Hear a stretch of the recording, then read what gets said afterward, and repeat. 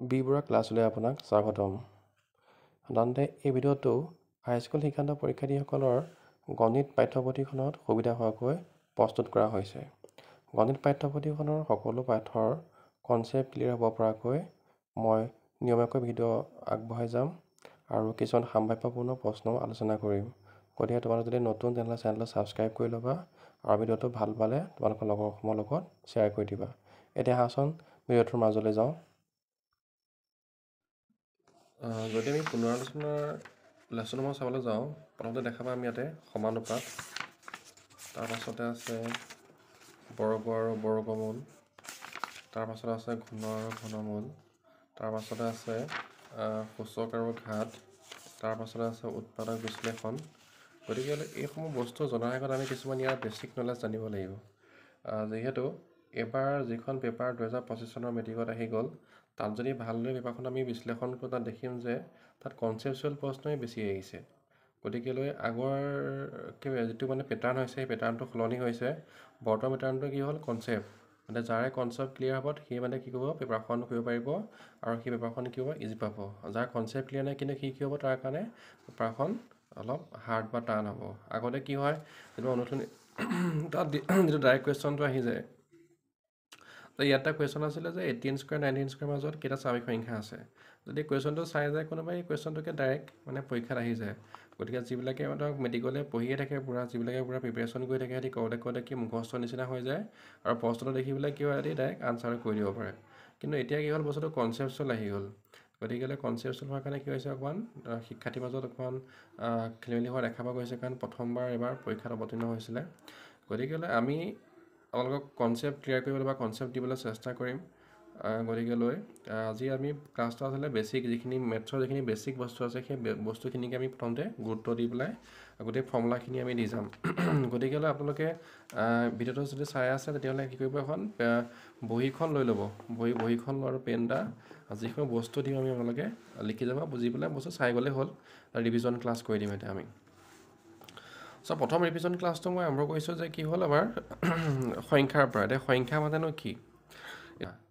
সাধাৰণতে আমি সংখ্যাবিলাক কি হয়, 1 2 3 4 5 6 ইত্যাদিকে আৰম্ভ কৰোঁ। এতিয়া আমি এই যিবিলাক সংখ্যা আমি সাধাৰণতে গণনা কৰিবলৈ ব্যৱহাৰ কৰোঁ, সেই সংখ্যাবোৰকে কি বুলি কোৱা হয়, স্বাভাৱিক সংখ্যা, বা ইংৰাজীত তাকে কি বুলি কোৱা হয়, নেচাৰেল নাম্বাৰ বুলি কোৱা হয়। কাক বোলে স্বাভাৱিক সংখ্যা বা নেচাৰেল নাম্বাৰ কাক বোলে? আমি সাধাৰণতে গণনা কৰিবলৈ যিবিলাক সংখ্যা ব্যৱহাৰ কৰোঁ, সংখ্যাবিলাক কি কৰোঁ, আমি 1 2 3 4 5 6 ইত্যাদিকে আৰম্ভ কৰোঁ। এই সংখ্যাবোৰকে কি বুলি কোৱা হয়, স্বাভাৱিক সংখ্যা বুলি কোৱা হয়। এতিয়া যদি সংখ্যাবোৰৰ ক্ষেত্ৰত আমি চাওঁ, ইয়াৰ প্ৰতিটো সংখ্যাৰে আগতে এটা পদ আছে। 2ৰ আগত কি আছে, 1 আছে, 3ৰ আগত 2 আছে, 4ৰ আগত 3 আছে, 5ৰ আগত 6 আছে, 4 আছে, 6ৰ আগত 5 আছে। ঠিক সেইদৰে প্ৰত্যেকটো সংখ্যাৰ পাছতে আকৌ এটা সংখ্যা আছে, যে 1ৰ পাছত 2, 2ৰ পাছত 3, 3ৰ পাছত 4, 4ৰ পাছত 5, 5ৰ পাছত 6 ইত্যাদি ধৰণে। এতিয়া কোনোবা এটা সংখ্যাৰ যিটো আগৰ পদ আছে, ইয়াৰ যদি প্ৰত্যেকটোত এটা কি পদ হয়, এই যে কি আছে, 2ৰ আগত এটা পদ আছে, এইটো হ'ল কি, ইয়াৰ পূৰ্ব পদ বুলি কয়। আগৰ পদটোক কি বুলি কোৱা হয়, পূৰ্ব পদ বুলি কয়। আৰু ইয়াৰ পাছৰ পদটোক কোৱা হয় উত্তৰ পদ বুলি কয়। এইটো কোৱা হয় উত্তৰ পদ। ইংলিছত ইয়াত কি কোৱা হয়, ছাকচেছৰ আৰু প্ৰেডিচেছৰ বুলি কোৱা হয়। এতিয়া যদি আমি চাওঁ, 2ৰ আগত কি আছে, 1 আছে, 3ৰ আগত 2 আছে, 4ৰ আগত 3 আছে, 5ৰ আগত 4 আছে। কিন্তু 1ৰ আগত কিবা পদ আছেনে? বা সেইটো যদি চাওঁ, প্ৰত্যেকবিলাক সংখ্যাতে যে 2ৰ পৰা 1 কমালে কি পালোঁ, 1, 3ৰ পৰা 1 কমালোঁ কিমান, 2 পালোঁ, 4ৰ পৰা 1 কমালে কি পালোঁ, 3 কমালোঁ। সেইটো যদি আমি 1ৰ যদি আগত কিবা পদ আছে চাবলৈ যাওঁ, তেতিয়া 1ৰ আগত একো পদ নাই। কিন্তু যদি আমি 1ৰ পৰা কি কৰি দিওঁ, 1 বিয়োগ কৰি দিওঁ বাকীবোৰৰ নিচিনাকৈ, যেনেকৈ 3ৰ আগৰ পদটো কি, 2, কাৰণ কেনেকৈ পালোঁ আমি, 1 বিয়োগ কৰি দিলোঁ। গতিকে যদি আমি 1ৰ পৰা যদি 1 বিয়োগ কৰি তেতিয়া পদটো কি পাম, আমি 0 পাম। আৰু কাৰ আগত পালোঁ পদটো, আমি 1ৰ আগৰ পদটো 0। আৰু 1ৰ পাছৰ পদটো কি হ'ল, 2, তাৰ পাছৰ পদটো কিমান, 3, তাৰ পাছৰ পদটো 4 ইত্যাদি ধৰণে গৈ থাকিব। ইয়াত সংখ্যাবিলাক কি 1ৰ পৰা আৰম্ভ হৈছিলে, ইয়াত সংখ্যাবিলাক কি হ'ল, 0ৰ পৰা আৰম্ভ হ'ল। এতিয়া যিবিলাক সংখ্যা 0ৰ পৰা আৰম্ভ হয়, অৰ্থাৎ কি গোটেইবিলাক কি হয়, ইয়াৰ পাছৰবিলাক স্বাভাৱিক সংখ্যা হয়, কিন্তু আগৰটো কি আছে, 0 আছে, পাছৰবিলাক সংখ্যা একেই 1 2 3 4কৈ গৈ আছে। এনেধৰণৰ সংখ্যাবিলাক কি বুলি কোৱা হয়, সংখ্যাবোৰক কোৱা হয় পূৰ্ণ সংখ্যা, বা ইংৰাজীত এইবোৰক কি বুলি কোৱা হয়, হোল নাম্বাৰ বুলি কোৱা হয়। পূৰ্ণ সংখ্যা 0ৰ পৰা আৰম্ভ হয়, বা হোল নাম্বাৰছ বুলি কয়। দুটা বস্তু পালোঁ, এটা পালোঁ স্বাভাৱিক সংখ্যা, এটা পালোঁ আমি পূৰ্ণ সংখ্যা। এতিয়া ঠিক সেইটোৱে যদি মই চাওঁ যে শূন্যৰ আগত কিয় পদ আছেনে? আছে। শূন্যৰ আগত কি আছে? -1 আছে, -2 আছে, -3 আছে আৰু ইত্যাদি ধৰণে গৈ থাকিব। এতিয়া দুটা বস্তু পালোঁ। এটা বস্তু হ'ল কি ইয়াত 1 2 3 4কে লিখা আছে আৰু এফালে লিখা আছে -1 -2 -3কে। এতিয়া এই সংখ্যাবিলাকত কি হ'ল? এটা পজিটিভ চাইন আছে ইয়াত, সেইকাৰণে সংখ্যাবোৰক কোৱা হয় ধনাত্মক সংখ্যা বুলি কয়। আৰু এই সংখ্যাবোৰৰ আগত কি আছে? মাইনাছ চিন আছে, গতিকে এই সংখ্যাবোৰক কোৱা হ'ব ঋণাত্মক সংখ্যা। মানে ইয়াত যদি চাওঁ আমি দুটা বস্তু আছে, তিনিটা বস্তু আছে, মাজতে কি আছে? শূন্য আছে, শূন্যৰ সোঁফালে আছে ধনাত্মক সংখ্যা আৰু বাওঁফালে কি আছে? ঋণাত্মক সংখ্যা আছে। গতিকে এই গোটেই সংখ্যাবোৰক কি বুলি কোৱা হয় একেলগে আকৌ? অখণ্ড সংখ্যা বুলি কয়, বা ইয়াক কি বুলি কোৱা হয় ইংলিছত? এইটো কোৱা হয় ইণ্টিজাৰ, INTEGER, ইণ্টিজাৰ, বা এইটো কি বুলি কোৱা হয়? অখণ্ড সংখ্যা। অখণ্ড সংখ্যা কাক বোলে? ঋণাত্মক সংখ্যা, ধনাত্মক সংখ্যা আৰু শূন্য একেলগে কি বুলি কোৱা হয়? অখণ্ড সংখ্যা বা ইণ্টিজাৰ বুলি কোৱা হয়। ঠিক আছে? ঠিক আছে এইখিনিলৈকে? এতিয়া চাওঁ আমি যুগ্ম সংখ্যা, বা যাক ইভেন নাম্বাৰ বুলি কয়। যুগ্ম সংখ্যা কাক কয়? যিবিলাক সংখ্যা কি হয়? 2ৰে বিভাজ্য, 2ৰে বাৰ যায়। যেনে 2 4 6 8 10 ইত্যাদি সংখ্যাবোৰক কি বুলি কোৱা হয়? যুগ্ম সংখ্যা। মানে এইবোৰ সংখ্যা কি হয়? 2ৰে বাৰ যায় বা 2ৰে ভাগ কৰিব পাৰি। গতিকে এইবোৰক কি বুলি কোৱা হয়? যুগ্ম বুলি কয়। আৰু যিবোৰ সংখ্যা 2ৰে বাৰ নাযায় বা 2ৰে ভাগ কৰিব নোৱাৰি, সেই সংখ্যাবোৰক কোৱা হয় অযুগ্ম সংখ্যা, বা এইবোৰক কি বুলি কোৱা হয়? অড নাম্বাৰ বুলি কয়। মানে কোনবিলাক হ'ব? এতিয়া এইবিলাক 2ৰে বাৰ নোযোৱাবিলাক কি? 3ক বাৰ নাযায়, 5ক বাৰ নাযায়, 7ক বাৰ নাযায়, 9ক বাৰ নাযায় ইত্যাদি। এই সংখ্যাবিলাক কি হ'ব? অযুগ্ম সংখ্যা। 1টো হ'ব কাৰণ এককো কি হয়? 2ৰে বাৰ নাযায়। গতিকে এইবিলাক সংখ্যা হ'ল যুগ্ম আৰু অযুগ্ম। ইয়াৰ পাছত আহিলে মৌলিক সংখ্যা। মৌলিক সংখ্যা আৰু হ'ল যৌগিক সংখ্যা। মৌলিক সংখ্যাবোৰক কোৱা হয় প্ৰাইম নাম্বাৰ, আৰু যৌগিক সংখ্যাবোৰক কোৱা হয় কম্পজিট নাম্বাৰ। এতিয়া কম্পজিট নাম্বাৰ আৰু প্ৰাইম নাম্বাৰ কাক বোলে? এতিয়া ইয়াত এটা কথা আহিলে কি? উৎপাদক। এতিয়া উৎপাদক মানে কি? যেনিবা এটা সংখ্যা আছে 6, 6 কি হয়? 2 3 গুণ 6ক ফাৰ্ষ্টে 1 6 গুণ 6 হয়, আৰু কি হয়? 2 3 গুণো 6। গতিকে 6 কি হ'ল? 1 বাৰ গ'ল, 2ৰো বাৰ গ'ল, 3ও বাৰ গ'ল। গতিকে 6ৰ এইবিলাক সংখ্যা কি হ'ল? 1 2 3 এইবিলাক হ'ল ইয়াৰ উৎপাদক। এতিয়া যিবোৰ সংখ্যাৰ উৎপাদক 1 আৰু সংখ্যাটো নিজেই হয়, মানে বাকীবিলাক সংখ্যাই বাৰ নাযায়। যদি আমি চাওঁ 3 সংখ্যাটো কি হয়? এক অকল 1 আৰু 3হে বাৰ যায়। ঠিক সেইদৰে 2 সংখ্যাটো কি হয়? অকল 1 আৰু তাক 2 নিজেই মানে সংখ্যাটোহে বাৰ যায়। বাকী বেলেগ সংখ্যাই 1 আৰু বাৰ দিব নোৱাৰি বা ভাগ কৰিব নোৱাৰি। এনেবোৰ সংখ্যা কাক কি বুলি কোৱা হয়? মৌলিক সংখ্যা বোলে। মানে কাক বোলে? যিবোৰ সংখ্যাৰ উৎপাদক 1 আৰু সংখ্যাটো নিজেই, সেই সংখ্যাবোৰক কোৱা হয় মৌলিক সংখ্যা। গতিকে মৌলিক সংখ্যাবিলাক ক'ৰ পৰা আৰম্ভ হ'ব? মৌলিক সংখ্যাবিলাক আৰম্ভ হ'ব 2ৰ পৰা। 2 3 4টো নহয় 5 7 9 নহয় 11 ইত্যাদি। এই সংখ্যাবোৰ হ'ল মৌলিক সংখ্যা। এতিয়া হ'ল যৌগিক সংখ্যা, মানে যিবিলাক সংখ্যাৰ উৎপাদক কি হ'ব? সংখ্যাটো আৰু 1 হোৱাৰ উপৰিও বেলেগ সংখ্যা থাকিব, সেইবোৰক যৌগিক বুলি ক'ব। এতিয়া 1 সংখ্যাটো কি হয়? কোনো সংখ্যা তাক বিভাজ্য বা বাৰ নাযায়, গতিকে 1টো নহ'বই। 2 সংখ্যাটো কি পালোঁ আমি? মৌলিক। 3 পালোঁ মৌলিক। এতিয়া কি হ'ব? যৌগিক সংখ্যাবিলাক 4ৰ পৰা আৰম্ভ হ'ব। 4 6 8 আৰু ইয়াত কি হ'ব? 9টো হ'ব, কাৰণ 9 কি হৈ যায়? 9ৰ উৎপাদক কি হয়? 2টা, মানে কি 1 আৰু 9ত নিজতকৈ কি বেলেগ সংখ্যাও আছে, কাৰণ 3ৰে বাৰ যায়। 9টো সেইকাৰণে কি হ'ব? যৌগিক সংখ্যা হ'ব। ইত্যাদিকে সংখ্যাবিলাক গৈ থাকিব। আৰু এই সংখ্যাবিলাক হ'ল কি? যৌগিক সংখ্যা আৰু মৌলিক সংখ্যা। ঠিক আছে? ইয়াৰ পাছতে আমি চাম এতিয়া স্কুৱেৰ নাম্বাৰ আৰু স্কুৱেৰ ৰুট। স্কুৱেৰটো কোৱা হয় বৰ্গ, মানে বৰ্গ সংখ্যা আৰু বৰ্গমূল, মানে স্কুৱেৰ ৰুট। এতিয়া বৰ্গ সংখ্যা মানে কি? বৰ্গ সংখ্যা মানে ছাপ'জ একে দুটা সংখ্যাৰ পূৰণফল, যেনিবা a এটা সংখ্যা আছিলে, আকৌ একে সংখ্যা a দুটাৰ পূৰণফল কি হ'ব? ইয়াত কি হ'ব? a স্কুৱেৰ, মানে কাৰণ a দুটা আছে। ঠিক সেইদৰে দুটা সংখ্যা একে সংখ্যাৰ পূৰণফলটোৱে হ'ল কি? বৰ্গ। যেনিবা 3 পূৰণ 3, 3 কেইটা আছে? 2টা। 3 3 গুণ 9, 9টো হ'ল কি? বৰ্গ সংখ্যা। তেনেকৈ কি হ'ল? 4 4 গুণ 16, 5 5 গুণ 25, 6 6 গুণ কিমান? 36।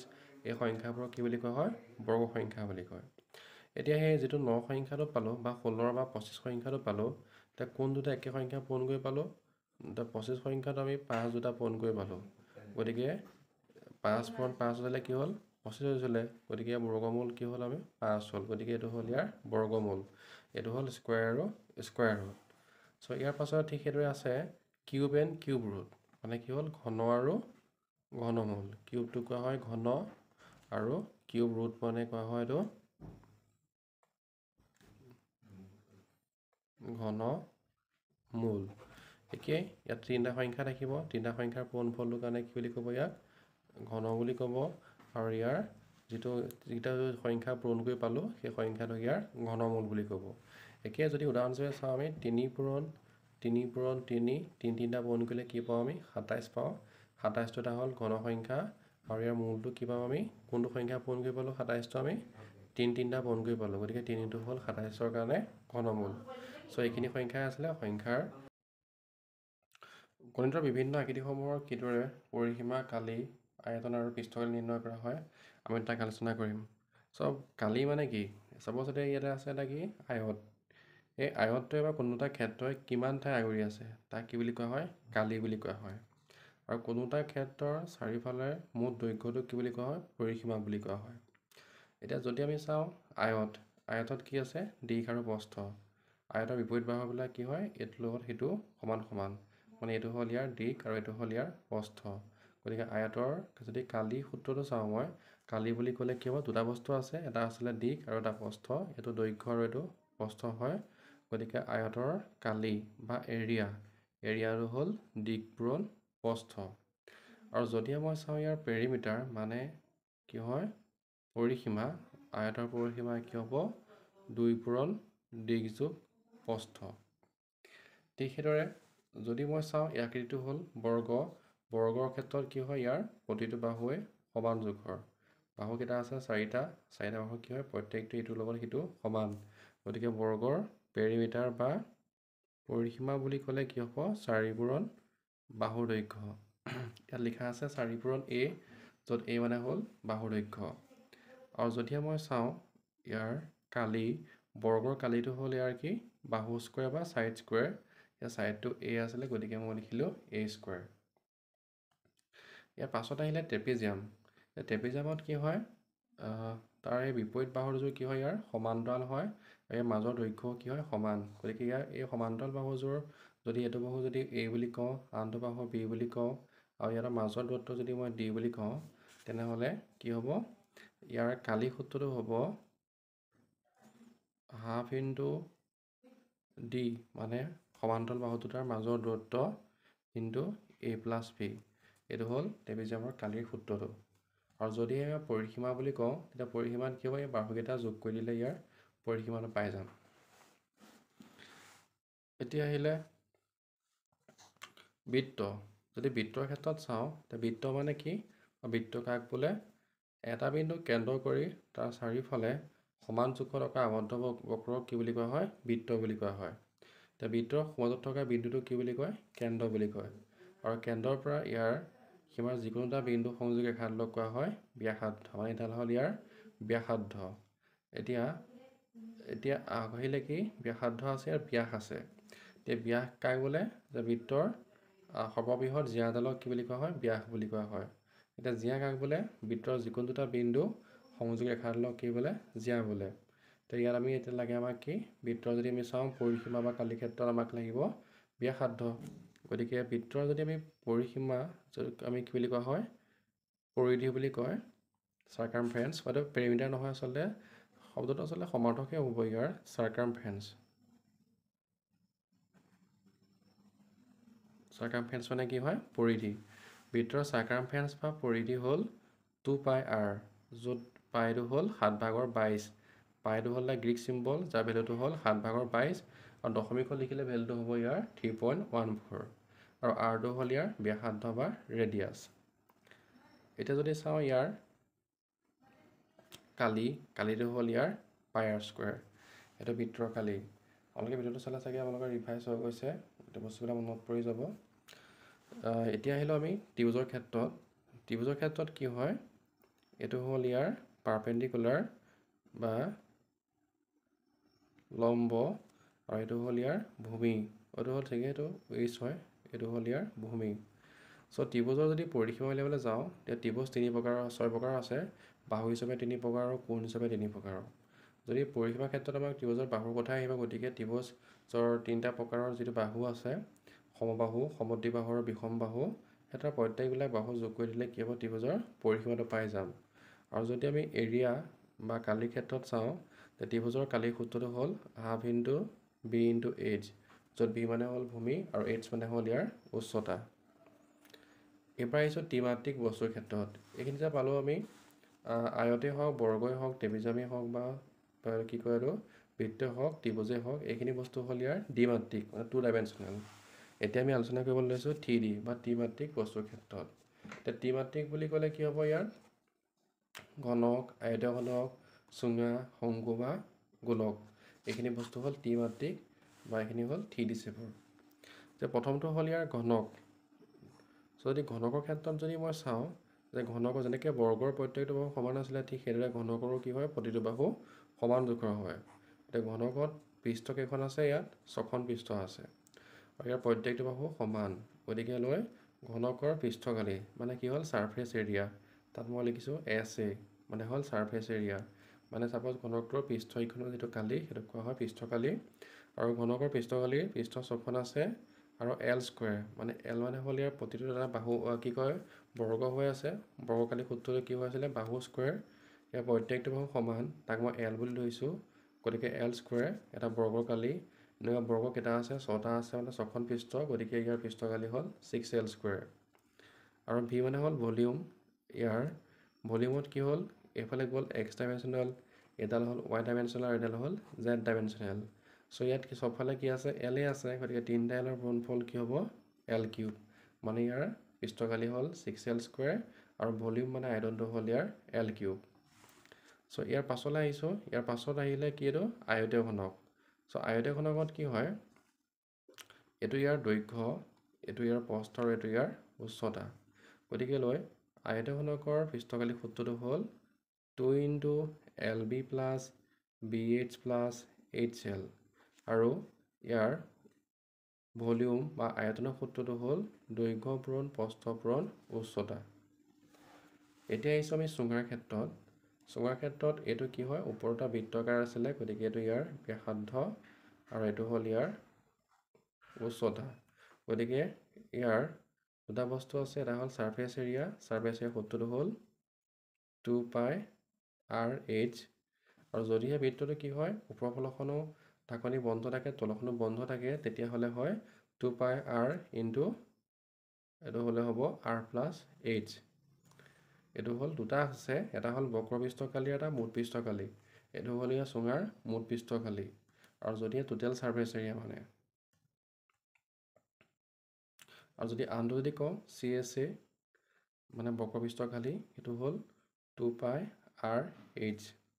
আৰু যিটো ভলিউম আয়তনটো যদি চাওঁ, সেইটো হ'ল πR স্কুৱেৰ H। এইখিনি আছিলে চুঙাৰ ক্ষেত্ৰত। এইটো শংকু। শংকুৰ যদি চাওঁ, শংকুৰ এইটো কি হ'ল, কেন্দ্ৰ, এইটো হ'ল ইয়াৰ ব্যাসাৰ্ধ। শংকুৰ যদি ছাৰফেচ এৰিয়া চাওঁ, তেতিয়া এইটো কোৱা হয় πRL, য'ত Lটো হ'ল স্লেণ্টিং হাইট বা Lক কি বুলি কোৱা হয়, হেলনীয়া তল বুলি কোৱা হয়। মানে এইটো Lক কেনেকৈ উলিওৱা হয়, L equal to √R square plus H square, য'ত R মানে হ'ল ব্যাসাৰ্ধ আৰু H মানে হ'ল উচ্চতা। আৰু ইয়াৰ ভলিউম হ'ল আয়তন 1/3 πR স্কুৱেৰ H। ইয়াৰ পাছত আছে গোলক। গোলকত এটা বস্তুৱে আছে, ইয়াৰ ব্যাসাৰ্ধ, গতিকে গোলকৰ পৃষ্ঠকালি হ'ল 4πR স্কুৱেৰ আৰু ইয়াৰ আয়তনটো হ'ল 4/3 πR কিউব। এইটো হ'ল গোলকৰ। তেনে গোলকৰ কি আছে ইয়াত, অৰ্ধ কি কয় এইটো চেমি কি কয় এইটো চেমিস্ফিয়াৰ বা হেমিস্ফিয়াৰ থাকিব। এতিয়া হেমিস্ফিয়াৰ মানে কি হ'ল, অৰ্ধগোলক। অৰ্ধগোলক হ'লে কি হ'ব, আধা হ'ব, মানে 2πR স্কুৱেৰ হ'ব, আৰু এইটো ইয়াত কি হৈ যাব, 2/3 πR কিউব হৈ যাব। গতিকে এইখিনি বস্তু আছিলে আজি বেছিকখিনি। আপোনালোক ভিডিঅ'টো চাব, যদিহে ভাল পালে লাইক কৰিব, নতুন যে চেনেলটো ছাবস্ক্ৰাইব কৰি ল'ব। আমি 10ম শ্ৰেণীৰ বিজ্ঞান গণিতৰ পাঠ্যপুথি আছে, গোটেইবিলাক প্ৰশ্ন কৰাৰ লগতে আমি কিছুমান প্ৰত্যেকটো চেপ্টাৰৰ কনচেপ্ট দিবলৈ চেষ্টা কৰিম, আৰু লগতে কনচেপচুৱেল যিখিনি কিছুমান আমি MCQ হওক বা কুৱেশ্যন হওক ডিছকাছ কৰিম। গতিকে আপোনালোকে চেনেলটো ছাবস্ক্ৰাইব কৰি ল'ব আৰু ভাল পালে আপোনালোকৰ লগৰ লগতো শ্বেয়াৰ কৰিব।